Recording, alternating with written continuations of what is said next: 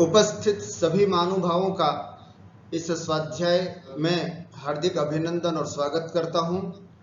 आज का विषय है कषाय। स्वरूप, कारण, हानि और बचने के उपाय।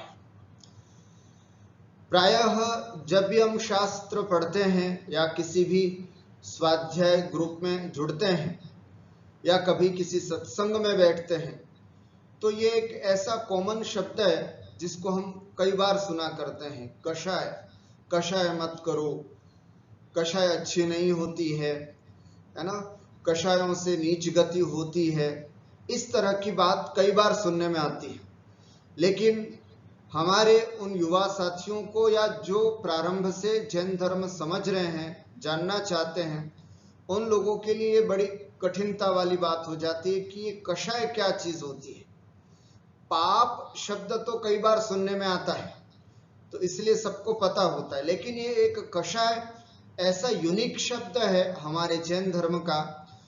इसका प्रयोग केवल अपने जैन शास्त्रों में किया जाता है और अन्य अन्य दर्शनों में या अन्य शास्त्रों में, अन्य धर्म शास्त्रों में प्रायः इस शब्द का प्रयोग नहीं होता है। ये स्पेशल जैन दर्शन का शब्द है कषाय।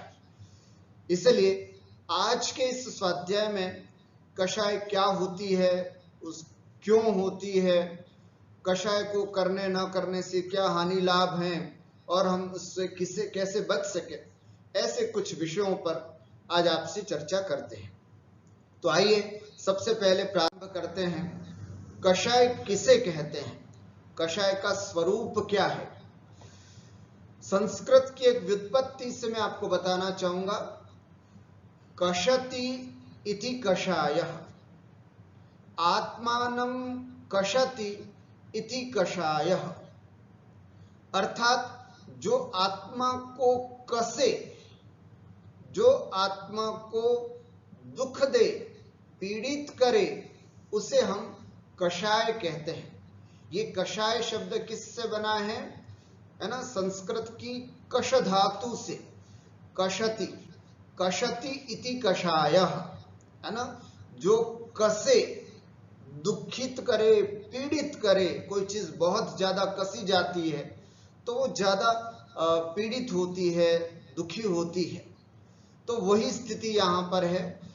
कषाय किसे कहते हैं, आत्मा के उन परिणामों को कषाय कहते हैं जो बहुत दुख करे, आत्मा को बहुत पीड़ित करे।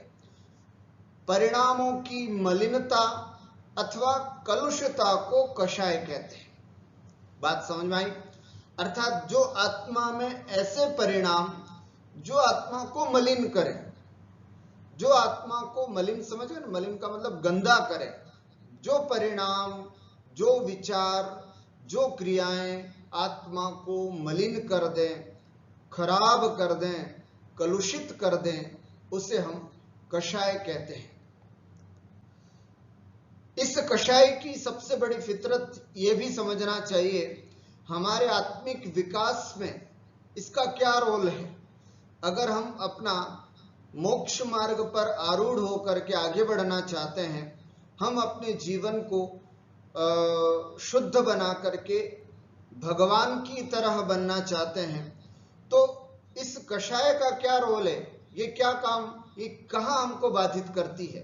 तो इसके लिए कहा जाता है, जो आत्मा के चारित्र गुण का घात करे उसे कषाय कहते हैं, है ना।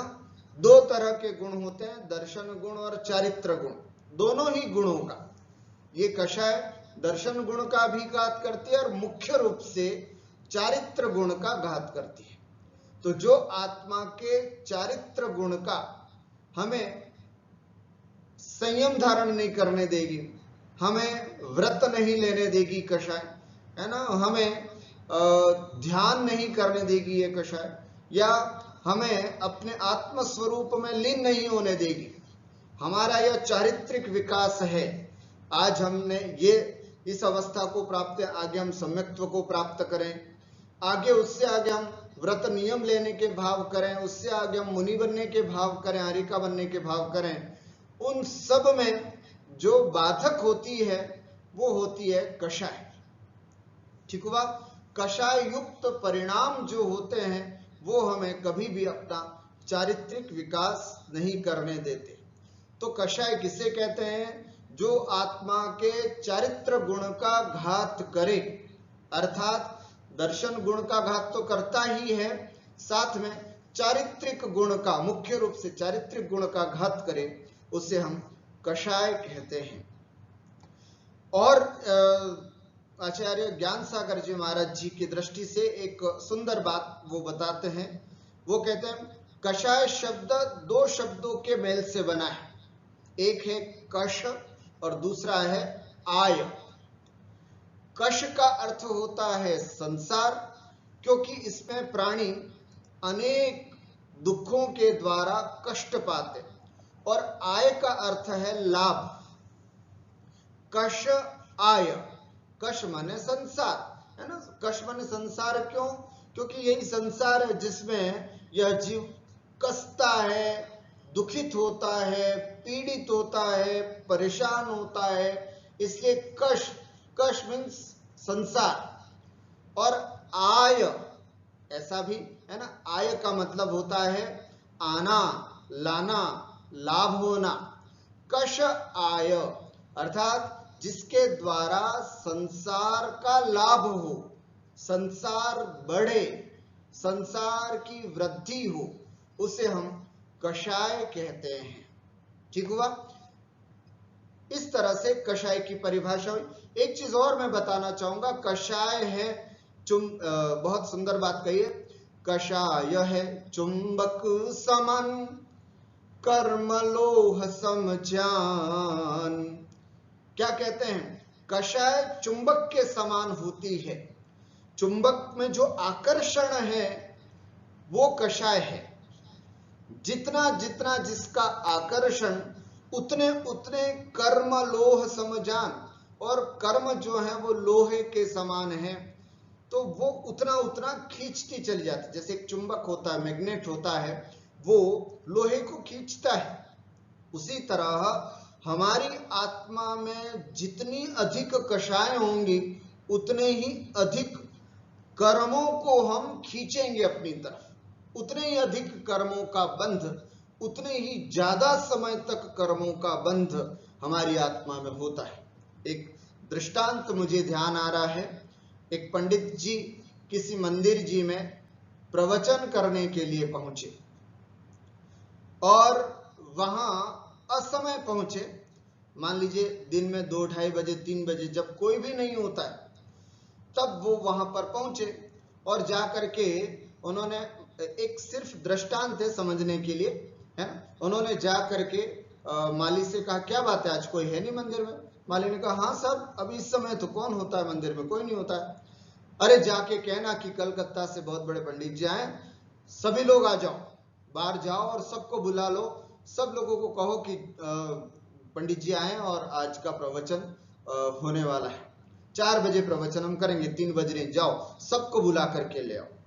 अब माली जो मुख्य मंदिर का होता है वो तो नहीं था, लेकिन उसका पुत्र था उस समय। अब पुत्र बेटा अभी कुछ ज्यादा जानता नहीं था कि कौन किसको बुलाना है, क्या समाज है, वो उससे अनभिज्ञ था।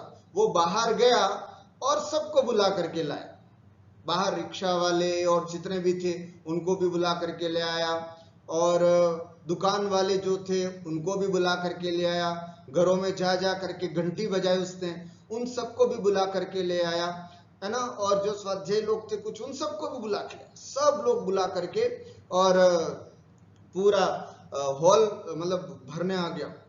अब कुछ लोग तो आकुलित होने लगे, उन्होंने पूछा क्या बात है भाई, तुमने क्यों बुलाया?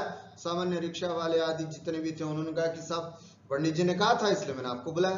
तो क्या बात थी? अरे प्रवचन वचन का भी समय नहीं है, हम तो जा रहे हैं। प्रवचन प्रारंभ होने से पहले ही वे लोग उठ करके चलने लगे। कुछ दुकानदार आदि लोग थे, वे लोग, उन्होंने कहा कि यार समय बहुत हो गया, पंडित जी तो 1 घंटे से ऊपर प्रवचन करेंगे, ऐसा करते 10-15 मिनट सुनते हैं फिर चले जाते हैं। फिर वे 10-15 मिनट उन्होंने प्रवचन सुना और धीरे धीरे करके उठने लगे।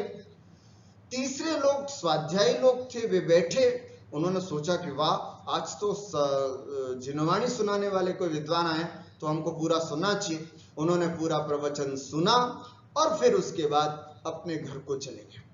कुछ लोग उनमें से ऐसे भी थे जो, अरे साहब कहां से आए आप पंडित जी, आपके भोजन की व्यवस्था क्या है? अच्छा कलकत्ता से आए हैं, पता है वहां पर हमारे एक परिवार के वो भी ब्याह जी भी रहते हैं, आप उनको जानते हो? हाँ हाँ बिल्कुल, वो तो हमारे पड़ोस में है। इस तरह से बड़ी घनिष्ठता हो जाती है और धीरे धीरे इतनी घनिष्ठता कि साहब प्लीज आप आज का भोजन हमारे यहाँ पर करिएगा, आज रुकिएगा हमारे यहाँ, कल सुबह की ट्रेन तो कल चले जाइएगा। यूं करके उन्होंने उनको कहा और फिर वे उसके बाद चले गए। ये एकमात्र दृष्टांत है, मैं अपनी बात को जो आपको समझाने की कोशिश कर रहा हूं, इससे आप समझने का प्रयास करें। इससे हमें यह समझना है कि देखिए, पंडित जी का प्रवचन विषय एक था, आए 4 तरह के लोग, रिक्शा ठेले वाले, दुकानदार, स्वाध्यायी लोग और परम स्वाध्यायी लोग। अब उन सब का आकर के रुकना कैसे कैसे हुआ वो हम सीखते। कुछ लोग आए और चले गए, कुछ लोग आकर के थोड़ी देर बैठे और फिर चले गए, कुछ लोग आए पूरी देर बैठे और चले गए, और कुछ लोग और ज्यादा देर तक भी रुके। ठीक उसी तरह हमारे आत्मा में कई तरह का आश्रव होता है ना। हम मन वचन काय से कई तरह की चीजें दिन भर में हम ग्रहण करते हैं। मन वचन काय का एक ऐसा द्वार है जिससे निरंतर कर्म आते ही रहते हैं। कर्मों का आने का द्वार जो है वो हमारा मन है, हमारा वचन है और हमारी शारीरिक क्रिया है। इससे कर्म निरंतर आ रहे हैं। अब डिपेंड करता है कि हम कषाय कितनी कर रहे हैं।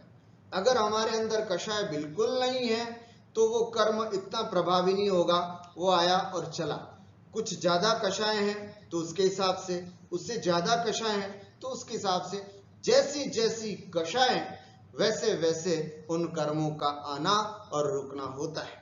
ठीक वैसे ही जैसे प्रवचन सुनने के लिए आए हुए श्रोता, जैसा जैसा पंडित जी के प्रति राग, स्वाध्याय के प्रति अनुराग, वैसे वैसे वहां पर लोगों की रुकने की स्थिति। बिल्कुल वैसे ही यहां पर कषायों को हम ऐसे भी समझ सकते हैं कि जैसे एक दीवार पर यदि हम धूल उड़ा करके देखें, मिट्टी उड़ाते हैं, तो दीवार पर मिट्टी चिपकती है क्या? नहीं, थोड़ी सी बस ऐसे चिपकेगी कि ऐसे फूंक मारेंगे तो उड़ जाएगी।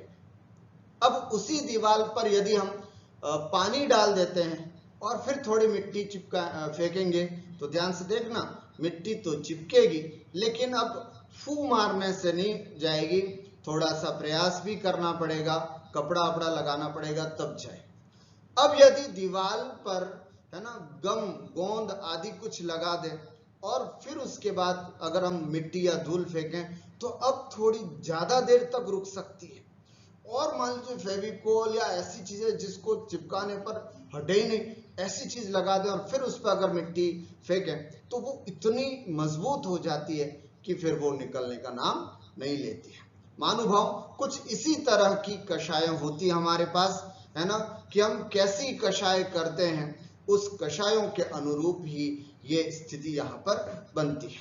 इसलिए हम दिन भर में सब कार्य करें, कहते हैं ना कि सम्यक दृष्टि भी सब काम करता है, हम भी सब काम करते हैं, लेकिन अंतर क्या हो जाता है कषायों का। मुनिराज भी भोजन करते हैं, मैं भी भोजन करता हूं, मैं भोजन करता हूं तो पाप का आश्रव होता है, मुनिराज भोजन करते हैं तो वहां पुण्य ही चल रहा है, दिन भर पुण्य चलता है। तो ऐसा क्या कार्य है? तो बस यही कषायों का अंतर पड़ जाता है। इसी बात को हम समझते हैं, है ना। तो ये कषाय हमारी जो आसक्ति है अथवा परिणामों की जो मलिनता है, हमारी परिणामों की जो गृद्धता है, कलुषता है, वो जितनी जितनी अधिक होगी उतना उतना कर्मबंध अधिक अधिक होगा। इस तरह से हमने कषाय को समझा। ये कषाय कितनी होती है? तो इसके लिए कहा जाता है ये कषाय कुल 4 होती है, क्रोध, मान, माया और लोभ। बचपन से ये आपने नाम सुन रखा होगा। कषाय कितनी होती है? 4, क्रोध, मान, माया और लोभ। क्रोध रूप परिणामों से आत्मा यदि दुखित होती है तो उसे क्रोध कषाय कहते हैं। मान रूप परिणामों से यदि आत्मा कसती है, दुखती है, पीड़ित होती है, तो उसे हम मान कषाय कहते हैं। मायाचारी रूप परिणामों से यदि आत्मा कसती है, दुखती है, पीड़ित होती है, परेशान होती है, या उस रूप परिणाम होते हैं, तो उसे हम माया कषाय कहते हैं। और लोभ रूप परिणामों से यदि आत्मा दुखित होती है, पीड़ित होती है, परेशान को प्राप्त होती है, तो उसे हम लोभ कषाय कहते हैं। ठीक है, 4 क्रोध, मान, माया, लोभ। अब एक एक करके विस्तार से हम यहाँ पर कषायों के बारे में समझते हैं। सबसे पहले क्रोध कषाय किसे कहते हैं, ध्यान से समझना है। क्रोध कषाय किसे कहते हैं?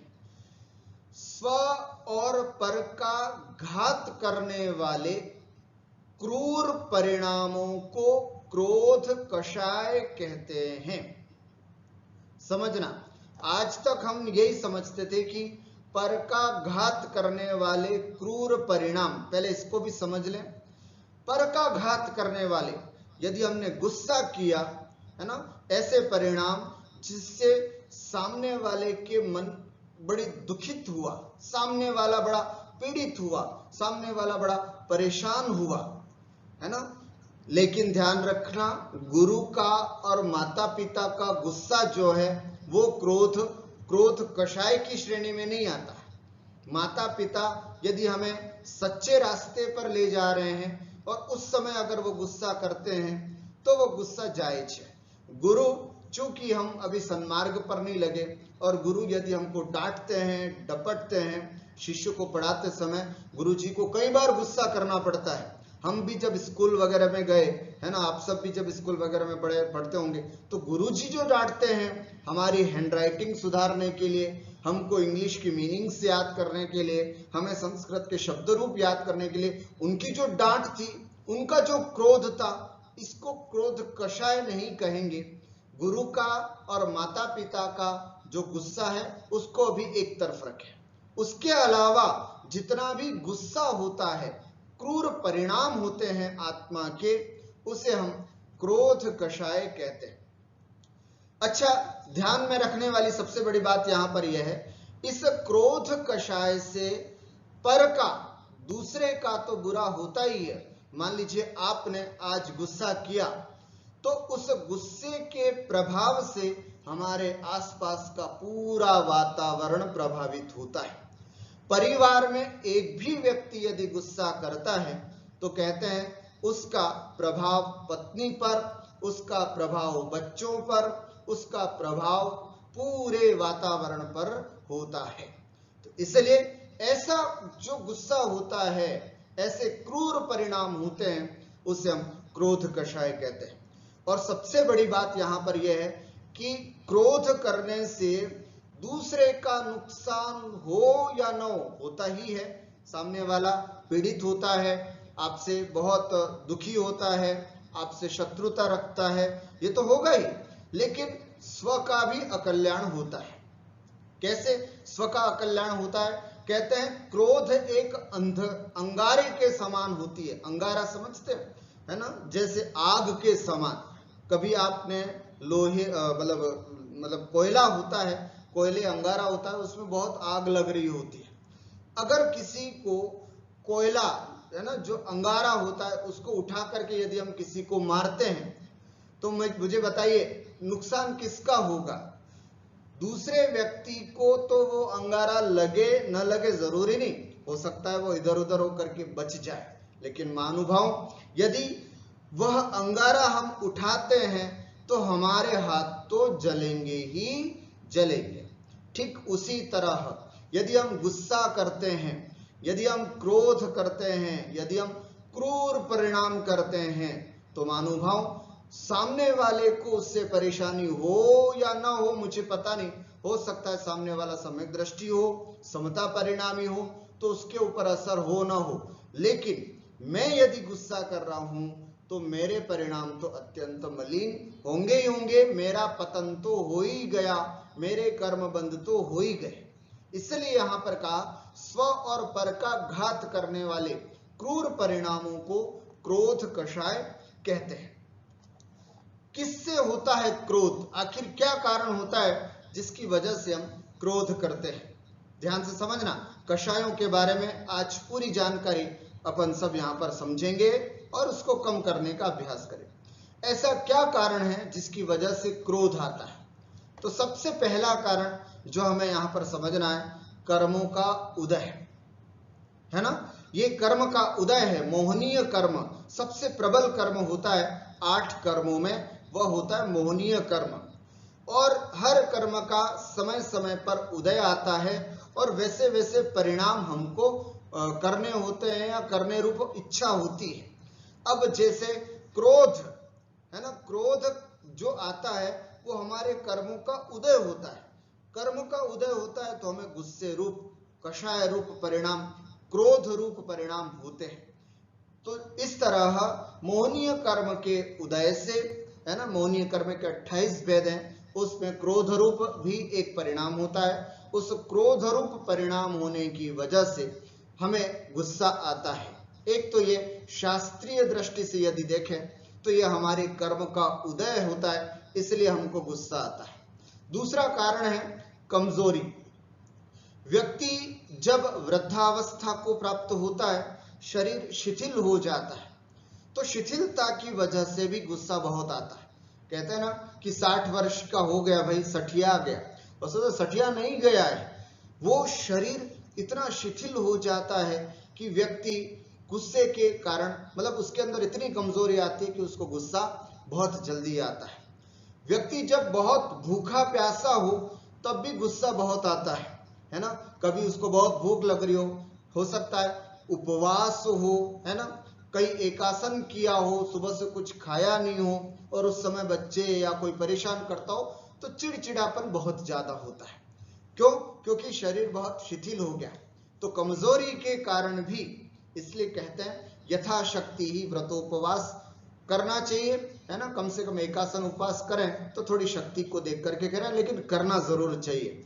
तो ऐसे, और वृद्धावस्था के कारण भी जब स्थिति बनती है तो इस कारण से भी बहुत कमजोरी आ जाती है। तो प्रायः हमारे बड़े बुजुर्ग घर में जो होते हैं उनका स्वभाव थोड़ा चिड़चिड़ा हो जाता है। थोड़ा हमको समझना होगा कारणों को, इसके कारण गुस्सा आ रहा है। मनचाहा ना होना, है ना। मेरी इच्छा थी कि मेरा सामान, मैं घर से निकलूं उसके पहले मुझे भोजन तैयार मिले और भोजन नहीं मिला तो ले साहब गुस्सा हो गया। मैं चाहता था कि मैं ऑफिस के लिए निकलूं, उसके पहले रामू मेरी गाड़ी साफ करके रखे, रामू ने गाड़ी नहीं साफ की, लो साहब गुस्सा आ गया। इस तरह से मैंने कहा था कि आज आते आते ऑफिस से सब्जी लेकर के आपको आना है, सब्जी लेकर के नहीं आए, लो साहब गुस्सा हो गया।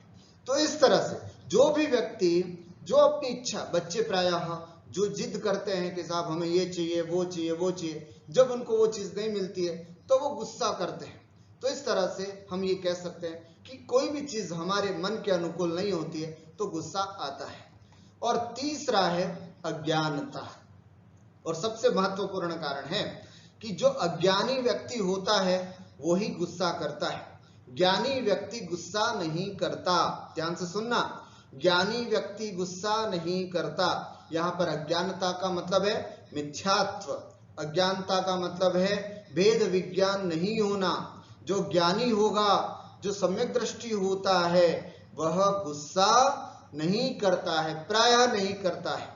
तो इसलिए एक अज्ञानता हमारे यहाँ पर सबसे बड़ी कारण है कि जिसने अभी शास्त्र स्वाध्याय नहीं किया, अध्ययन नहीं किया, ऐसे लोगों में ये कहीं ना कहीं कारण बैठता है गुस्से का। तो ये कुछ 4 कारण थे जिसको हमने समझा। अब ऐसे गुस्सा करने से हानि क्या होती है तो बताते हैं, पुनः बंध होता है। देखो, कर्म के उदय से गुस्सा हुआ और यदि हमने गुस्सा कर लिया तो ध्यान रखना आत्मा के परिणामों में फिर से वही कर्म बंध जाएगा।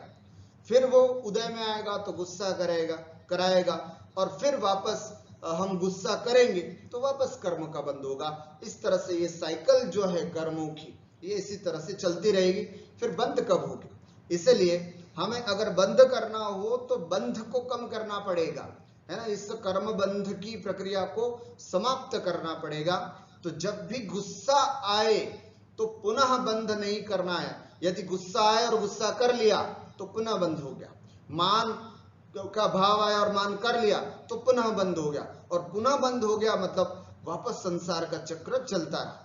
तो अत्यधिक गुस्सा भी आए तो कोशिश करना है कि गुस्सा न करें, अन्यथा हम सबसे बड़ी हानि होगी, बंद वापस होगा।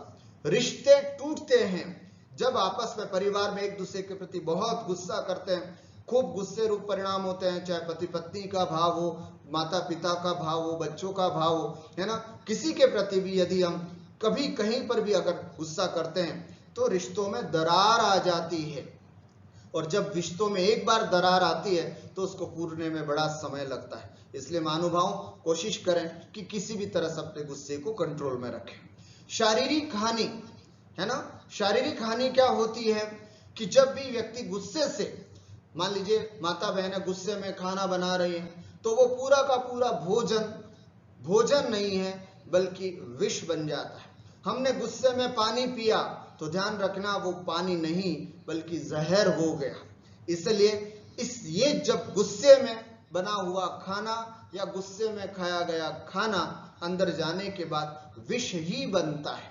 इसलिए कभी भी भोजन करते समय, भोजन बनाते समय कभी भी गुस्सा नहीं करना, और बड़े शांत भाव से परिणामों को निर्मल करते हुए, या फिर ऐसी कोई गुस्से वाली चीजें नहीं देखना। हमारी माता बहनें प्रायः जब भी खाना बनाती हैं तो कुछ ऐसी सीरियल्स या कुछ ऐसी मूवीज देख देख करके खाना बनाते हैं, तो फिर खाना खाने वाले बच्चों के भी परिणाम यही होते हैं कि हम भी कुछ देखते हुए खाएं। तो प्रायः घरों में देखा जाता है कि जब भी खाना खाते हैं तो कुछ न कुछ टीवी आदि चालू करके करते हैं। महानुभाव ऐसा नहीं होना चाहिए। इससे कषाय से क्रोध रूप परिणामों से जो खाया गया भोजन है, पानी है, वो हमारे शरीर को नुकसान पहुंचाता है। इसलिए कभी भी इस तरह के कार्य नहीं करना। और क्रोध से नीच गति का बंध होता है, हम सबको पता है, नरकादि गति को प्राप्त होते हैं, इसलिए नहीं कर। क्या करना है मुझे, आज उपाय समझते हैं। यदि गुस्सा आए तो परिस्थिति को समझें। प्रायः हम बिना परिस्थिति को समझे गुस्सा कर देते हैं, तो हमें सबसे पहले परिस्थितियों को समझना है कि आखिर बाबूजी गुस्सा कर रहे हैं तो इसके पीछे क्या कारण है, मुझे समझना होगा। ओहो, 2 दिन का उपवास है उनके, इसलिए उनकी गुस्सा आ रहा है। हमारी माँ को बहुत बड़ा गुस्सा आया, आखिर क्या कारण है, कल का उपवास है साहब, सुबह से पानी वानी नहीं लिया इसलिए गुस्सा आ रहा है, जल्दी से मैं उनको पानी दे दूं। तो कहीं ना कहीं हम कारण समझें। सुबह से नाश्ता नहीं किया, भोजन नहीं किया, शायद इसलिए चिड़चिड़ापन हो रहा है। परिस्थिति को समझना है। तो परिस्थिति को जो भी व्यक्ति समझेगा वो तत्काल गुस्से को कंट्रोल। आज इनको ऑफिस में कुछ ना कुछ नुकसान हुआ है, आज ऑफिस में इनके बॉस के साथ कहीं ना कहीं भिड़भिड़ंत हुई है, इसके कारण ये आज गुस्से में आए हैं। परिस्थिति को समझे। जो व्यक्ति परिस्थिति को समझेगा फिर सामने से गुस्सा नहीं करेगा। स्थान बदल दें। जब भी गुस्सा आए, है ना, आपस में 2 गुस्से करने वाले, क्रोध करने वाले लोग हैं, तो एक व्यक्ति अगर उसमें समझदार है तो उसमें से अपना स्थान छोड़ दे, एक उस रूम से दूसरे रूम में आ जाए, तो भी हम गुस्से को नियंत्रित कर सकते हैं। शास्त्रों का चिंतन करें, जिनवाणी का चिंतन करें। जे कर्म पूरब किए खोटे, सहे क्यों नहीं जियरा, है ना, इस तरह का विचार करें कि मेरे कर्म का उदय है, इसलिए देखो मेरे इस कारण से क्रोध करने रूप परिणाम हो रहे हैं। तो इस तरह शास्त्रों का चिंतन, स्वाध्याय का चिंतन करेंगे तो निश्चित रूप से गुस्सा कम हो सकता है। और सबसे अचूक उपाय है मौन रहना, है ना। जब सामने वाला गुस्सा कर रहा है तो हमें मौन रहने की आदत डालें। अगर दोनों बहुत भिड़ंत होगी तो माहौल खराब हो जाएगा घर का, और स्थितियां खराब होंगी। मैं समझता हूं परिवार टूट जाते हैं इससे। तो ये सबसे बड़ी बात है कि ऐसे गुस्से में हमको मौन रहना सीखना चाहिए, ये एक सबसे बड़ा उपाय है। तो ऐसे कारण, स्वरूप, हानि और उपाय क्रोध कषाय के हमने जाने। अब हम चलते हैं मान कषाय की तरफ, कि मान कषाय किसे कहते हैं और इसके क्या हानि है, कारण क्या है, उपाय क्या है, इसको भी हम जानने का अभ्यास करते हैं। तो सबसे पहले गुस्से को जाना हमने, क्रोध कषाय को जाना, उसको नहीं करने का परिणाम किया। मान कषाय, मान कषाय किससे कहते हैं? अहंकार, दूसरों का तिरस्कार, दूसरों के गुणों को सहन न करने रूप परिणाम मान कषाय कहलाती है। बच्चों को जब हम पढ़ाते तो कहते हैं ईगो, है ना, ईगो का भाव होता है, उसे हम मान कषाय कहते हैं। बस वही अहंकार का भाव, मैं कर रहा हूं, अहम करोमि इति अहंकार, अर्थात मैं कर रहा हूं, इस तरह का भाव जहां पर आता है उसे हम मान कषाय कहते हैं। अरे भाई, मैं परिवार का संचालन नहीं करता तो तुम लोग भूखे मर जाते, मैं कर रहा हूं, मैंने अपने बच्चों को पाल पोस करके इतनी बड़ी शिक्षा दी है जिसकी वजह से आज ये अपने मुकाम पर पहुंचे। महानुभावों, हम कौन होते हैं किसी को कुछ करने वाले? ध्यान से सुनना, हम कौन होते हैं किसी को बहुत बड़ा बनाने वाले? अरे बच्चों का जैसे जन्म होता है, अपने आप अपने जीवन की व्यवस्था वो करके आते हैं और धीरे धीरे जैसे वो बड़े होते हैं उनकी व्यवस्था धीरे धीरे बनती जाती है। इसलिए कभी भी इस तरह का परिणाम नहीं करना। अगर हम घर में पिता हैं तो पिता का यह दायित्व है कि कभी भी इस तरह का अहंकार नहीं करें। पुत्र है और माँ बाप की सेवा करता है तो कभी भी अहंकार नहीं करना कि साहब मैं ऐसा अच्छा लायक पुत्र हूं, मेरी वजह से मेरे माँ बाप आज अच्छे से रह पा रहे, कभी भी अहंकार नहीं करना। सास है ना, तो घर में कभी भी बहू के सामने अहंकार का भाव नहीं रखना कि साहब मैं थी तो ये सब अच्छा चलता था, अब तुम आई तो देखो ये कैसा काम वो हो गया, ऐसा अहंकार का भाव कभी नहीं है। और अगर बहू है तो बहू को भी चाहिए कि अपनी सास के सामने कभी भी किसी तरह का ईगो ना करें, क्योंकि सास ने भी अपने समय में खूब काम किया है, उन्होंने जितना काम किया है उसका 10% भी हम काम नहीं कर पाते हैं। तो इसलिए हमें किस बात का अहंकार करना है? हमें कभी भी अहंकार नहीं करना चाहिए। दूसरा है तिरस्कार भाव। दूसरे को जब हम तिरस्कृत करते हैं ना कि तू क्या जानता है ना, इस तरह का कभी किसी को मतलब फटकारने का, अरे तू चुप रहे, तेरे को कुछ नहीं आता, अरे तू मत बोल, तेरे को तो कुछ भी नहीं आता है, इस तरह का, है ना, या कभी किसी को तिरस्कृत करने का, अपमानित करने का भाव होता है, वो भी अहंकार कहलाता है। और उसके अलावा दूसरों के गुणों को सहन न करना।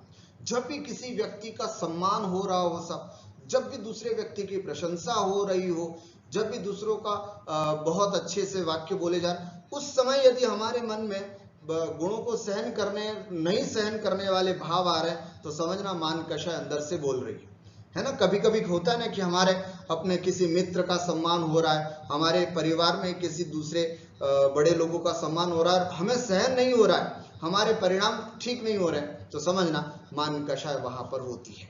इस मान कषाय का कारण भी वही कर्म का उदय, चारित्र मोहनीय कर्म का उदय है। इसकी वजह से ईगो होता है, हमें सहन नहीं होता है। और अज्ञानता, हम समझ नहीं पाते हैं कि यह किस कारण से होता है। वस्तुतः जब भी किसी की प्रशंसा होती है तो हम मान करने बैठ जाते हैं। जैसे मान लीजिए मेरी प्रशंसा हो रही है, तो मेरी प्रशंसा हो रही है तो मुझे ईगो हो रहा है, मुझे अभिमान हो रहा है ना, तो वो अज्ञानता का कारण होता है।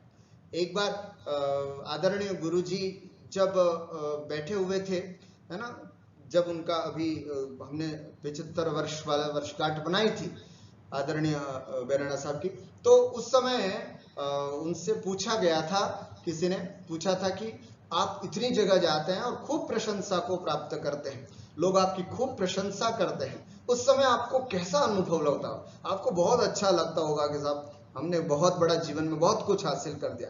वो कहते थे कि नहीं, मुझे खुशी नहीं बल्कि उपसर्ग सा महसूस होता था। कितनी बड़ी बात, उपसर्ग सा महसूस होता था, जैसे किसी के ऊपर उपसर्ग किया जा रहा हो ना, ऐसा महसूस होता है। वैसा मुझे महसूस होता है जब कोई मुझे खूब प्रशंसा करे।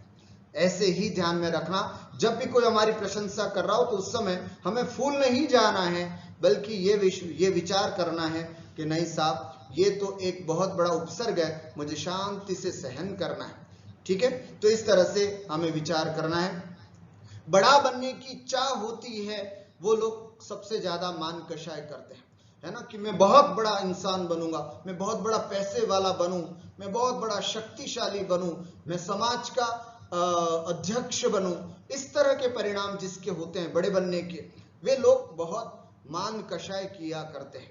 तो इसलिए ये भी एक कारण होता है ना, कि मैं बहुत बड़ा व्यक्ति बनूं, पैसों में बढ़ूं, जॉब में बड़ा बनूं, है ना, मकान में भी मेरा सबसे बड़ा मकान हो। इस तरह का बड़ा बनने की चाह जिनको होती है, वे लोग ज्यादातर मान कषाय से ग्रसित होते हैं। और हानि, ऐसे मान कषाय से क्या हानि होती है, तो कहा जाता है दिल का दौरा पड़ता है।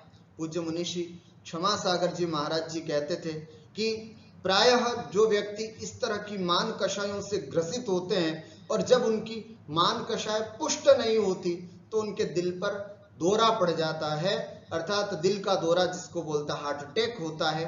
ये स्थितियां प्रायः ऐसी स्थिति में होती है कि बहुत कुछ उम्मीद की थी और वो हुआ नहीं, तो लो साहब अटैक आ गया। हमने उम्मीद की थी कि बेटा बहुत योग्य बनेगा और बहुत अच्छा बनेगा, लेकिन बेटा धीरे धीरे खराब बनता जा रहा है, व्यसनों में बढ़ता जा रहा है, तो दिल का दौरा पड़ा। उम्मीद की थी कि 5 बेटे हैं, पांचों बेटे मिलकर के रहेंगे, लेकिन धीरे धीरे बच्चों में खूब झगड़ा कषाय होने लगी, तो हमारा मान टूटने लगा, इसलिए दिल का दौरा पड़ता है। तो ध्यान रखें, ऐसे चीजें जब हम होते हैं तो दिल का दौरा होता है, इसलिए इससे बचें। कुछ पाने से वंचित होता है, जो लोग बहुत अभिमानी होते हैं वे कभी कुछ जीवन में प्राप्त नहीं कर सकते, है ना। वे जीवन में, जैसे मान लीजिए मैंने सोच लिया कि मैं संस्कृत का बहुत बड़ा विद्वान हूं, तो मैं अगर ये सोच लिया कि मैं बहुत बड़ा विद्वान हूं तो मैं कभी भी किसी से कुछ प्राप्त करने के लिए वंचित हो जाऊंगा। हमने जान लिया कि मुझे जैन दर्शन बहुत आता है, मैं तो इस फील्ड का मास्टर हूं, तो ध्यान रखना हम कभी भी किसी से कुछ प्राप्त करने से वंचित हो जाएंगे और कुछ प्राप्त नहीं कर पाएंगे। और सबसे बड़ी हानि होती है आत्मिक हानि, अर्थात मान कषाय होने की वजह से मैं अपने आत्मा का जो विकास करना चाहता हूं वो भी मैं अपने जीवन में नहीं कर पाता हूं, और नीच गति का बंध, नरक गति, तिर्यंच गति आदि का बंध होता है। मैं क्या करूं जिससे कि मेरी मान कषाय कम हो, तो इसके लिए कुछ उपाय हैं। प्रशंसा करें हमेशा लोगों की।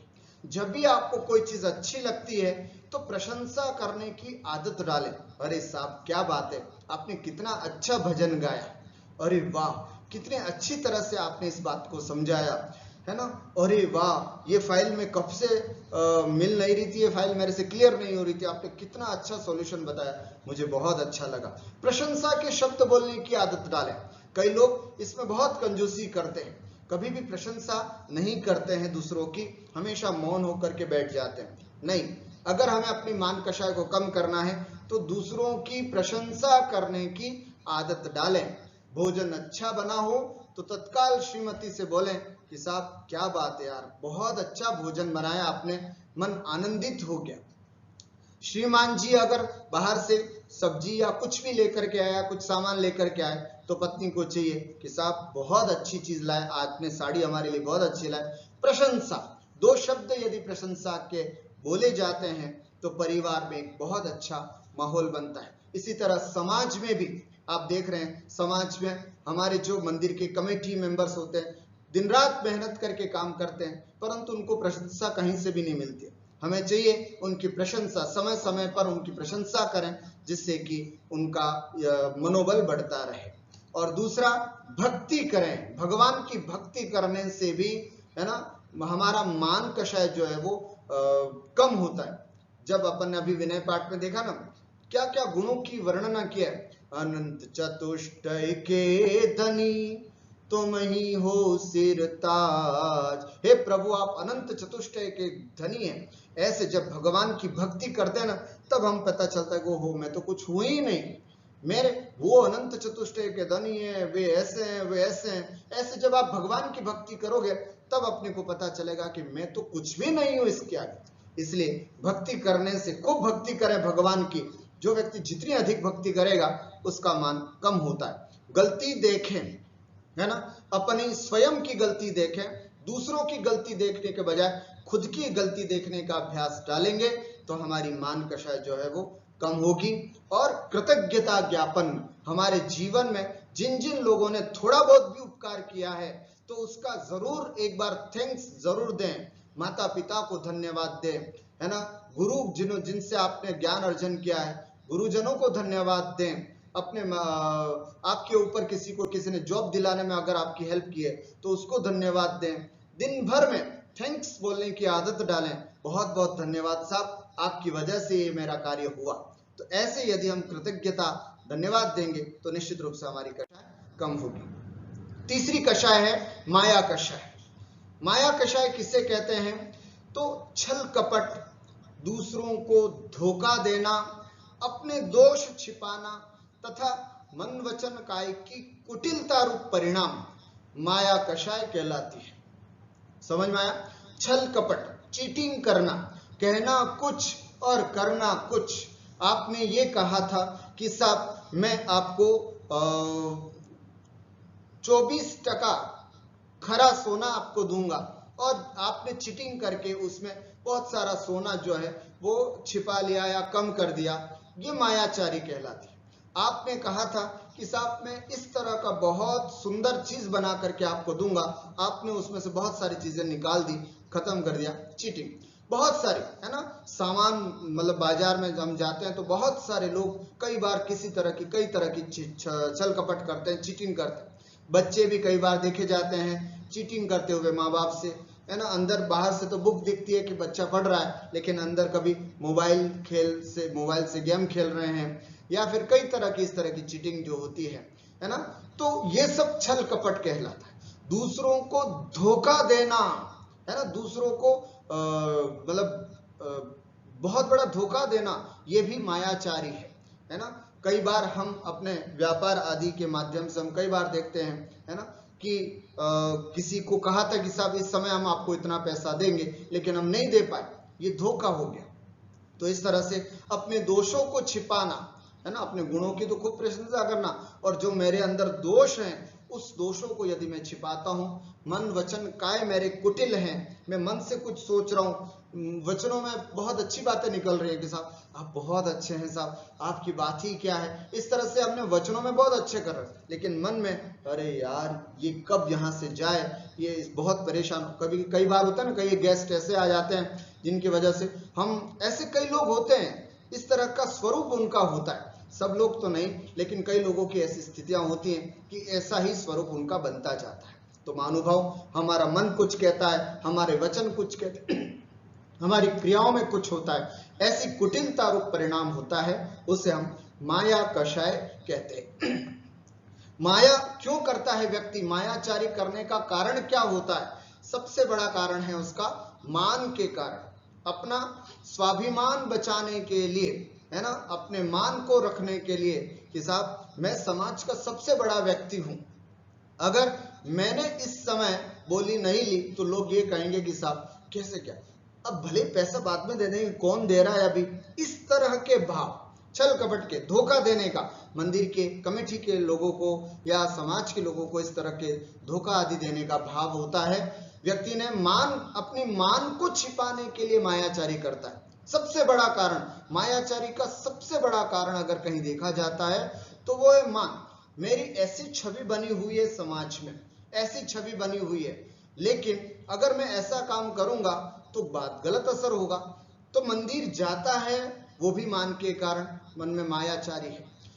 धोती दुपट्टा पहन करके अभिषेक करता है वो भी मान के कारण, बल्कि उसमें भी कहीं ना कहीं मायाचारी छिपी हुई है। मंदिर में जाप देने बैठता है कि यार 2-4 लोग आ रहे हैं यहाँ पर, अच्छे से बैठ करके मैं जाप दे दूं, है ना, कुछ बैठ करके ध्यान करता हूं। इस तरह का दूसरों को दिखाने के लिए यदि हम कोई क्रिया कर रहे हैं महानुभाव, वो मायाचारी होती है। तो हम अपने मान को करने के लिए हम मायाचारी करते हैं।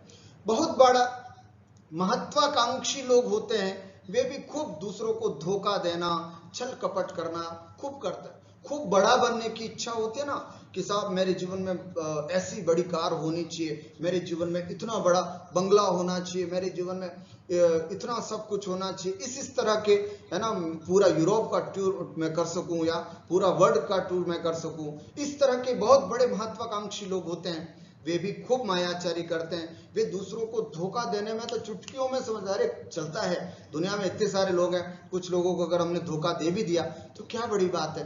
इस तरह से जो बहुत महत्वाकांक्षी होते हैं वे भी बहुत जल्दी मायाचारी करते हैं। वक्र परिणामी, वक्र परिणामी का मतलब खूब परिणाम खराब है, जिसके मन में कुछ चल रहा है, वचनों में कुछ चल रहा है, क्रियाओं में कुछ चल रहा है, ऐसे, है ना, वक्र माने टेढ़ा, टेढ़ा परिणाम वाला होता है, ऐसे व्यक्ति भी मायाचारी प्रायः करते हैं।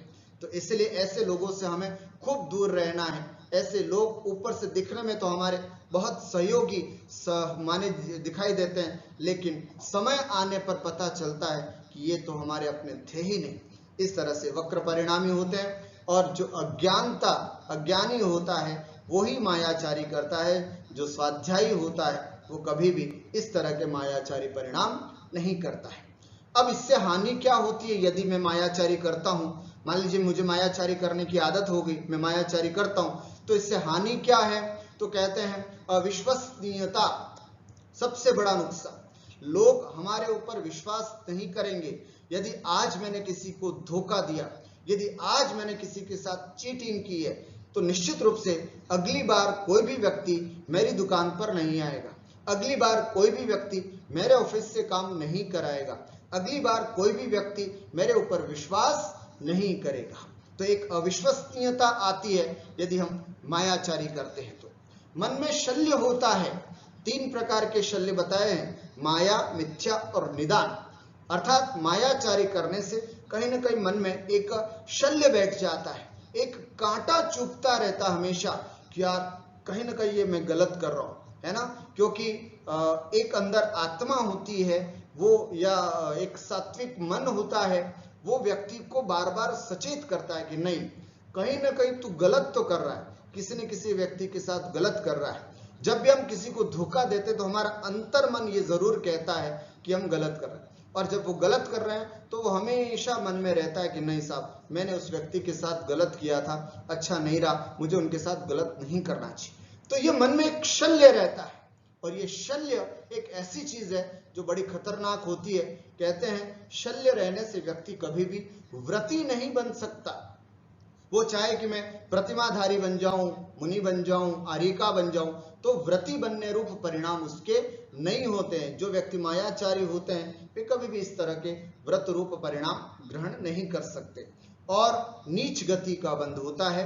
माया तिर्यग्योनस्य, मायाचारी करने वाले सीधे तिर्यंच गति को प्राप्त होते हैं। इसलिए हमें मायाचारी नहीं करनी चाहिए। जितना है जो है क्या करें? तो कहते हैं ईमानदारी रखो साहब, क्या दिक्कत है?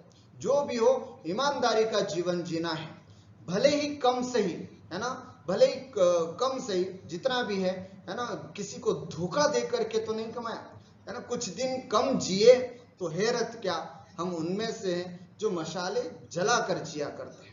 कहते हैं कि साहब कोई दिक्कत नहीं साहब, ज्यादा नहीं पैसा आया, कम पैसा आएगा, लेकिन ईमानदारी से कमाएंगे, है ना। ज्यादा नहीं तो बहुत बड़े बंगले में नहीं तो छोटे से मकान में रह लेंगे, लेकिन ईमानदारी का जीवन जिएंगे। अरे कुछ ईमानदार लोग ऐसे भी होते हैं जो बिल्कुल झुग्गी झोपड़ियों में होते हैं और बड़ी ईमानदारी का जीवन जीते हैं। तो ऐसे छल कपट और दूसरे को धोखा दे करके यदि हम अपना जीवन जिएंगे तो फिर निश्चित रूप से नीच गति का बंध होगा। महानुभाव, इस माया कषाय को जीतना है तो क्या करना है? हमें ईमानदारी का जीवन जीना है। मैं अपने जीवन में हमेशा ईमानदार रहूं, कभी भी किसी जगह गलत हो तो गलत, सही हो तो सही बोलने का कोशिश करो। स्पष्टवादिता, जो मायाचारी होते हैं वे घुमा फिरा करके बात करते हैं, है ना, वो सामने वाले को प्रलोभन देने की कोशिश करते हैं। और जो माया से रहित होता है वो स्पष्ट बोलता है साहब कि हाँ मुझे ये नहीं आता है। कई लोगों से हम पूछते हैं कि साहब आपको स्वाध्याय में, हाँ हाँ साहब पढ़ा हुआ है, ये भी आता हमको, ये भी आता है, और जब हम पूछते हैं तो पता चलता है कि कुछ भी नहीं आता। ऐसा नहीं, स्पष्टवादिता कि साहब मैंने कुछ भी नहीं पढ़ा, मैं तो एबीसीडी भी नहीं जानता हूँ। इस तरह से यदि आप स्पष्टवादी रहेंगे तो सामने वाला आपको बहुत कुछ प्रदान कर सकता है। इसलिए मायाचारी को कम करने के लिए स्पष्ट बोलने की कोशिश करें। हमेशा स्पष्ट बोलेंगे तो मन में किसी भी तरह का कोई छल कपट आपके बीच में नहीं रहेगा। सादगीमय जीवन जिए, है ना। अगर आप बड़ा सरलता का, सादगी का जीवन जिएंगे तो इसमें कहीं किसी भी प्रकार की मायाचारी करने का भाव नहीं आता है। और सहृदयी बने, सहृदय का मतलब होता है ना, कवि हृदय बने, अत्यंत भावुक बने, दूसरों के आंसू पर आपके आंसू आ जाएं, ऐसा व्यक्ति होता है वो सहृदयी कहलाता है ना। दूसरों के दुख में दुखी होने का भाव यदि आपके अंदर आता है तो समझना वह सरदई होता है। तो ऐसे सरदई लोग होते हैं, सरल होते हैं, वे व्यक्ति मायाचारी से रहित होते हैं। तो हमें भी दूसरों के दुख को समझना है, अधिक से अधिक दूसरों के दुखों को कैसे हम दूर कर सकते हैं, ऐसी कोशिश करते रहना है, तो हमारे अंदर भी मायाचारी के परिणाम कम हो सकते हैं। अंतिम कषाय है लोभ कषाय। इसके बारे में समझते हैं। लोभ कषाय किसे कहते हैं?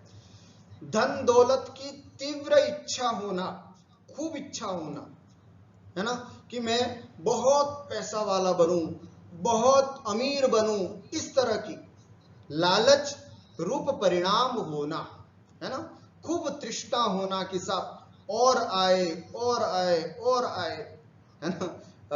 पूज्य अमित सागर जी महाराज जी कहते हैं, या और भी कई मुनिराजों ने ये कहा है, कमाता वो है जिसको कम आता है ना, कमाता वो है जिसको कम आता है, अर्थात बहुत कमाना है, बहुत कमाना है, इस तरह के अत्यधिक कमाने रूप, लालच करने रूप जो परिणाम होते हैं, ग्रीडीनेस जो होती है, कई लोगों को धन की बहुत लोभ होता है, कई लोगों को यश की लालच होती है कि मेरा नाम इतना फैल जाए, इतना सब लोग जानने लग जाएं कि बस मैं बहुत कीर्ति को प्राप्त करूं, तो वो कहीं सब जगह अपना नाम अपना नाम अपना नाम, वो बोली लेगा तो भी नाम के लिए, है ना, वो अभिषेक करेगा तो भी नाम के लिए, वो मंदिर जाएगा तो भी नाम के लिए, वो थोड़ा सा भी उपकार करेगा तो उसके पीछे भी अपना नाम की उम्मीद करता है। हमें नहीं करना चाहिए। हाँ, मंदिर के व्यवस्थापक इस काम को करते हैं तो ठीक है, लेकिन हमारी खुद की इच्छा कि साहब यहाँ मैं, मेरी पहचान हो, लोग मुझे जाने, लोग मेरे को सुने, लोग मेरी इस तरह से खूब यश की और नाम की इच्छा होना, यह भी लोभ कषाय के अंतर्गत होती है ना। और निर्भीकता से पाप रूप प्रवृत्ति रूप होना, हिंसा, पिछली बार हमने पढ़ा था पाप का पाठ, है ना, हिंसा, झूठ, चोरी, कुशील, परिग्रह, ये पांचों के पांचों पाप यदि किसी की वजह से होते हैं तो वो लोभ कषाय की वजह से होते हैं। व्यक्ति के अंदर खूब लालच, खूब तृष्णा होती है, तब जाकर के वो पांचों पापों रूप प्रवृत्त होता है। इसलिए शास्त्रों में कहा गया है, लोभ पाप को बाप बखाना, अर्थात लोभ जो होता है वो पाप का बाप होता है। इसलिए ऐसे इस पाप रूप प्रवृत्ति से हमको बचना है, ये लोभ कषाय कहलाती है। फिर से सुने, धन दौलत कमाने की तीव्र इच्छा होना, लालच, ग्रीडीनेस, है ना, खूब होना, निर्भीकता से पाप रूप प्रवृत्ति करना, ये सब परिणाम जो हैं वे लोभ कषाय के होते हैं। लोभ कषाय से क्या कारण है, किसकी वजह से होता है? ये भी मोहनीय कर्म की, अत्यंत तीव्र मोहनीय कर्म का उदय होता है, तब व्यक्ति, है ना, इन सब चीजों में खूब तृष्णा करता है, खूब लालच करता है और बहुत महत्वाकांक्षी होता है। मैंने पिछले में भी यही कारण था, यहाँ पर भी, है ना। तो मान की वजह से ही, मतलब लोभ करता है, मान की वजह से ही वह मायाचारी भी करता है। तो यहाँ भी महत्वाकांक्षी बनता है, जिसकी खूब बड़े बनने की इच्छा होती है ना। मुनि तरुण सागर जी महाराज जी कहा करते थे कि बड़ा बनने की इच्छा नहीं होना चाहिए, भला बनने की इच्छा होनी चाहिए। एक बच्चा जो होता है वो स्टूल पर खड़ा होकर के पापा से कहता है, पापा पापा देखो मैं आपसे बड़ा हो गया, मैं आपसे बड़ा हूं। तब पिताजी कहते हैं कि नहीं साहब, बड़ा बनने की इच्छा नहीं होनी चाहिए, भला बनने की इच्छा करो। बस यही, जीवन में कितना बड़ा बनेंगे, है ना, कोई सीमा नहीं है साहब। और अंत तो गत्वा, आना हमें धर्म की ही शरण में है, आना हमें अपनी ही शरण में है, इसलिए कोई सार नहीं है महत्वाकांक्षी बनने की, इसलिए कोई लोभ करने की आवश्यकता नहीं है। महत्वाकांक्षी बनते हैं तो लोभ होता है, मान के कारण लोभ होता है और अज्ञानता के कारण व्यक्ति लोभ करता है। इससे हानि क्या होती है? बहुत लोभ करने से सबसे बड़ी हानि है वो है समय की बर्बादी। समय की बर्बादी, हमारा जो महत्वपूर्ण समय, मनुष्य भव की दुर्लभता, महत्वपूर्ण समय जो था, वह समय हमारा कहाँ बर्बाद हो रहा है ना। हमें लोभ में, जब हमें मान लीजिए यश का लोभ हुआ, कीर्ति का लोभ हुआ कि साहब मैं एक ऐसा काम करूंगा जिससे कि मेरी बहुत कीर्ति हो, तो अब वो व्यक्ति दिन रात उसमें लग जाता है, न सुबह न शाम न कुछ नहीं देखता, वो सब कुछ अपना पूरा जीवन जो है वो उसमें लगा देता है। किस लिए भाई? केवल एकमात्र मतलब मेरा नाम इतना बड़ा हो इसके लिए। एक बहुत बड़ा सुंदर बंगला बनाता, जीवन भर की कमाई उसमें लगा देता है। किस लिए? है ना, केवल लोभ की वजह से। तो हानि क्या हुई? आपने बहुत बड़ा महत्वपूर्ण समय जो अपने जीवन का था वो सब का सब समय हमने इस लोभ को पूरा करने में बिता दिया। महानुभाव, समय की बर्बादी, परिवार में क्लेश। जब आप इतने व्यस्त रहेंगे, इतने पैसा कमाने में या यश कमाने में इतने लग जाएंगे तो परिवार को समय नहीं देंगे तो निश्चित रूप से परिवार में क्लेश होगा। बच्चों के प्रति एक लगाव, जो एक वात्सल्य भाव होना चाहिए, वो नहीं होगा। हम बच्चों को समय नहीं दे पा रहे हैं, हम पत्नी को समय नहीं दे पा रहे हैं। ऐसी स्थिति में फिर परिवारों में क्लेश होते हैं। तो ये बहुत बड़ी हानि होती है यदि इस तरह का लोभ करते हैं। हमारी आत्मिक विकास का जो समय होता है, कहते हैं सुबह 2 घंटा हमें अपने आत्मिक विकास करना चाहिए, शाम को सामायिक करना चाहिए, ये सब समय हमारा चला जाता है। कोई भी लोभी व्यक्ति इन सब कामों को समय नहीं देता है। वो तो ये चाहता है कि सब 2 घंटे में मंदिर में बर्बाद करूं, उससे अच्छा मैं दुकान पर बैठ करके कुछ कमा लूं, है ना। तो ध्यान रखना, इस तरह के जो विचार होते हैं वो लोभी व्यक्ति के होते हैं, और इस कारण से हमारा अपना मानसिक या आत्मिक विकास जो करना है वो नहीं हो पाता है, और इसकी वजह से हम नीच गति, नरक गति अथवा तिर्यंच गति का बंध करते हैं। अब हमें उपाय क्या करना है? उपाय हमको छोटों को देखो। जब भी लोभ की बात आए, महत्वाकांक्षी की बात आए, तो हमेशा अपने से छोटों को देख करके जीने की इच्छा करें। आपके पास अगर 2 BHK मकान है तो आप 1 BHK वाले को देखो। 1 BHK है तो आप 1 RK वाले को, 1 रूम किचन वाले को देख करके जीना सीखो। अगर हम बड़ों को देख करके सीखेंगे तो हमारे मन में खूब महत्वाकांक्षा और लोभ जगेंगे, और यदि हम छोटों को देख करके जिएंगे तो बड़ा संतोष, है ना। इसलिए अगला बिंदु यही है, संतोषी जीवन। संतोषी जीवन, इतनी हाय हाय ना करें जिससे कि हमारा बहुत बड़ा महत्वपूर्ण समय जो है मनुष्य भव का वो इस पैसे कमाने में और यश कमाने में चला जाए। पुण्य कमाने के लिए आए थे और पैसा कमा करके जा रहे हैं, जो यहीं का यहीं रह जाता है। महानुभाव, इस कोरोना ने तो हमको बहुत बड़ी शिक्षा दी है कि अब हमको वो कमाना है जो हमारे साथ जाना है। पैसा नहीं कमाना है। पैसा, मकान आदि अगर हम कमा भी लेते हैं, महानुभाव कौन साथ लेकर के जाता है? कोई भी लेकर के नहीं जाता। तो अब मैं वो कमाऊंगा जो मेरे साथ जाएगा, और वो है पुण्य। और पुण्य की प्राप्ति, परिणामों की निर्मलता, धार्मिक आदि, है ना, भगवान की भक्ति है, सामायिक है, मंदिर जाना है, जाप करना है, दूसरों की सहायता करना है, उपकार का भाव होता है। इन सब चीजों से हम पुण्य कमा सकते हैं। तो संतोषी जीवन रखेंगे तो ये सब चीजें आती हैं। और शास्त्र चिंतन करना है ना। बहुत सुंदर पंक्ति आती है शास्त्रों में, सदा संतोष कर प्राणी अगर सुख से रहा चाहे, घटा दे मन की तृष्णा को अगर अपना भला चाहे। इस तरह की बहुत सारी सुंदर सुंदर भजन है, बहुत सारे सुंदर सुंदर पंक्तियां हैं। यदि हम स्वाध्याय करेंगे तो निश्चित रूप से वो लालच प्रवृत्ति जो है वो कम होगी और हम शास्त्रों की ओर प्रवृत्त होंगे। अगर लोभ करना भी है तो शुभ लोभ करो। आचार्य कहते हैं जाप करने का लोभ करो। साहब, कल मैंने 1 जाप की थी, आज 2 जाप करूंगा, मजा आएगा, है ना। तो इस तरह का। और पिछली वर्ष मैंने इतने रुपए दान किए थे, इस बार मैं अपने इस दान राशि को बढ़ाता हूं और कुछ ज्यादा दान करता हूं। पिछली बार मैंने 3 पूजा की थी, अब ऐसा करता हूँ 4 पूजा, पर समय से, है ना, ऐसा नहीं कि हड़बड़ाहट में। पिछली बार मैंने 1 घंटे बैठ करके 3 पूजा की थी, अब 1 घंटा 15 मिनट बैठ करके 4 पूजा करूंगा। आज मन बड़ा खुश है। ऐसा लोभ करो। शुभ लोभ करें तो अच्छी बात है, लेकिन अशुभ लोभ, संसार की ओर बढ़ाने वाला लोभ अगर होता है तो उससे निश्चित रूप से कर्म बंध ही होता है। महानुभाव, ये चारों की चारों कषाएं खराब होती है। हमें कोशिश करना है इन सभी कषायों से बच करके रहना है। किस गति में कौन सी गति की कौन सी कषाय की अधिकता होती है? कहते हैं क्रोध कषाय यद्यपि हम खूब करते हैं, लेकिन नरक गति में इसकी सर्वाधिक स्थिति देखी जाती है। या फिर ये समझें कि नरक गति में जाते ही व्यक्ति क्रोध करना प्रारंभ कर देता है, वहां अत्यधिक क्रोध की अत्यधिकता है। मान अगर देखा जाए तो वो हम में, मनुष्यों में है ना, मान कषाय जो होती है वो हम मनुष्यों में होती है। छोटा सा बच्चा भी अगर आप देखोगे, उसको स्माइल करोगे, अच्छा बेटा, प्यार से बोलोगे, तो वो समझेगा हाँ ये हमको भाव दे रहा है, तो वो भी उसके सामने देखेगा।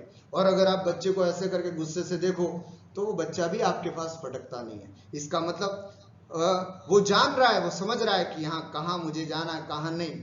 उसके अंदर वो अपने मन के अनुकूल है ना, अपने मान के अनुकूल होगा तो वो आगे बढ़ता, नहीं तो नहीं बढ़ता। मनुष्य गति में सर्वाधिक इस मान के कारण ही व्यक्ति गुस्सा, मान के कारण ही लोभ, मान के कारण ही पाप, ये सब करता है अपने केवल मान के कारण। तो सर्वाधिक मान कषाय मनुष्यों में पाई जाती है। मायाचारी जो है वो तिर्यंच गति में पाई जाती है। मायाचारी करने से तिर्यंच गति प्राप्त होती है और उसी के कारण ही पूरे जीवन में उसके तिर्यंच भाव मतलब मायाचारी रूप भाव होते हैं।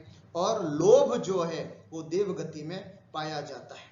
इस तरह से है ना, देव में कैसा लोभ कि अरे उस देवता के तो अपने, जब अपन ने 3 लोक का पढ़ा था उसमें ऊर्ध्वलोक के देवताओं के बारे में पढ़ा था, तो वो हमेशा दूसरे देवों के वैभव को देख करके मन में हमेशा दुखी रहता है, हमेशा। और प्रायः देवताओं में वैभव आपने देखा होगा, कभी किसी विवाह समारोह में जब हम जाते हैं तो हम अपने कपड़ों से उतने खुश नहीं होते हैं जितने दूसरों के अच्छे कपड़ों देख करके दुखी हो जाते हैं। तो ये जब एक छोटे से विवाह समारोह में होता है तो देवताओं में तो दिन भर यही रहता है, खूब वस्त्राभूषण होते हैं, तो इस तरह से उनके अंदर ये लोभ की स्थिति बनी रहती है। तो ये एक गति की अपेक्षा। वैसे हर गति में चारों कषाएं हैं, हर गति में चारों कषाएं, हीनाधिकता सब जगह रहती है। हमारे अंदर भी चारों कषाएं हैं। हम इन कषायों को कम करें, समाप्त करें और धीरे धीरे मोक्ष मार्ग की ओर बढ़ें और अपने आत्मा का कल्याण करें। इसी मंगलमय भावना के साथ मैं अपनी बात को विराम देता हूं। बोले द्वादशांग चिन्हवाणी माता की जय।